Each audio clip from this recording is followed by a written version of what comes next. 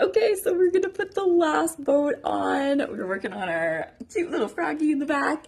And yes, I really couldn't decide for this one. So we're gonna have it between four different species.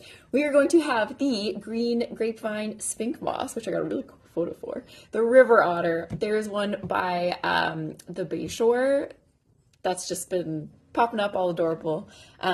Showy lady slippers, one of Ontario's beautiful wildflowers, the orchid, and bobolinks, classic. So yeah, we have awesome photos for all of them. I feel lucky if any of them win. So I'm really excited about this vote. And yeah, let me know which one you vote for to make 15 paintings this month.